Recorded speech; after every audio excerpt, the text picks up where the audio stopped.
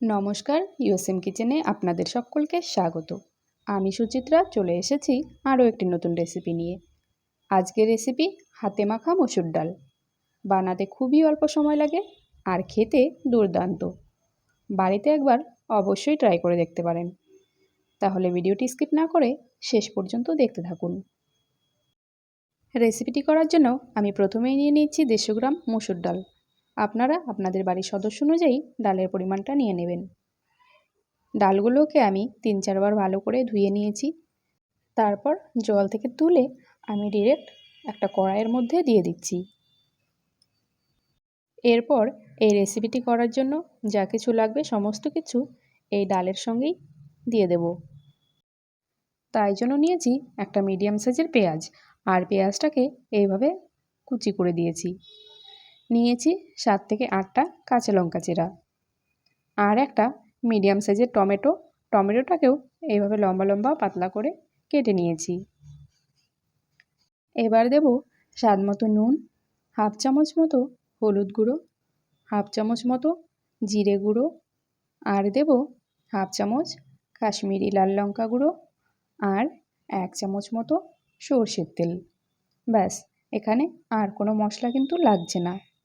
এখন এই সমস্ত কিছুকে আমি একসঙ্গে এভাবে হাত দিয়ে ভালো করে মেখে নেব। 2 থেকে 3 মিনিট মতো খুব ভালো করে কিন্তু মাখতে হবে, যাতে মশলাগুলো ডালের সঙ্গে খুব ভালো করে মিশে যায়। আর এখনও পর্যন্ত আমার চ্যানেলটিকে সাবস্ক্রাইব করে না থাকলে অনুরোধ রইল অতি অবশ্যই চ্যানেলটিকে সাবস্ক্রাইব করে রাখবেন পরবর্তী নতুন নতুন রেসিপির জন্য। তো দেখুন, আমার ডালটা কিন্তু এখন মাখা হয়ে গেছে। এখন আমি চলে যাব রান্না করতে।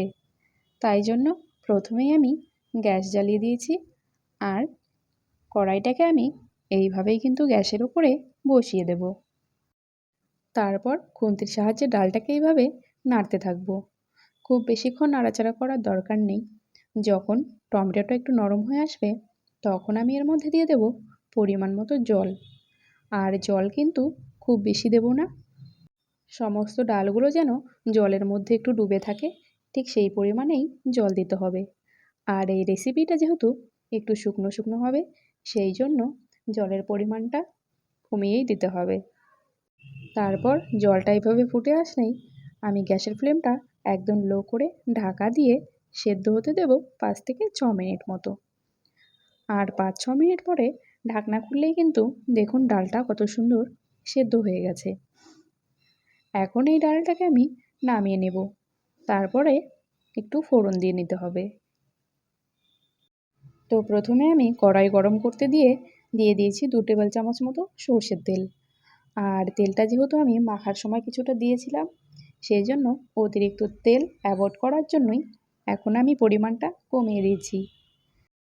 এরপর ফোড়নের জন্য দিলাম একটা তেজপাতা, যেটা আমি 2 টুকরো করে নিয়েছি, আর 2টো শুকনো লঙ্কা, 1/4 টিস্পুন গোটা জিরে, হাফ চামচ মতো আদা রসুন বাটা। এবার এগুলোকে একটু নেড়ে চেড়ে আমি ভেজে নেব। তো ফোড়নটা ভাজা হয়ে গেলে আমি সেদ্ধ করে রাখা ডালটা দিয়ে দেব। তারপর মিনিট খানেক এইভাবে নেড়ে চেড়ে একটু জাল করে নেব। আর সবশেষে দিয়ে দেব ধনেপাতা। ধনেপাতাটা আমি এইভাবে ডাঁটি ছাড়িয়ে আস্তে আস্তেই কিন্তু দিয়ে দিয়েছি। আপনারা চাইলে কুচি করেও দিতে পারেন। ধনেপাতাটা দেওয়ার পরে খুন্তির সাহায্যে এইভাবে একটু নেড়ে দিয়ে নামিয়ে নিলেই কিন্তু আমাদের হাতে মাখা মসুর ডাল একদম রেডি। তাহলে দেখতেই পেলেন খুবই সহজ একটা রেসিপি। আর এই ডালটা কিন্তু খেতে অনেক বেশি টেস্টি হয়। বাড়িতে অবশ্যই একবার ট্রাই করে দেখতে পারেন। আর ভিডিওটি কেমন লাগলো কমেন্ট করে জানাতে ভুলবেন না। ভালো লাগলে অবশ্যই একটি লাইক করবেন, শেয়ার করবেন। আর ভিডিওটি শেষ পর্যন্ত দেখার জন্য অসংখ্য ধন্যবাদ। দেখা হবে নতুন একটা রেসিপি নিয়ে। সবাই ভালো থাকবেন, সুস্থ থাকবেন। টাটা।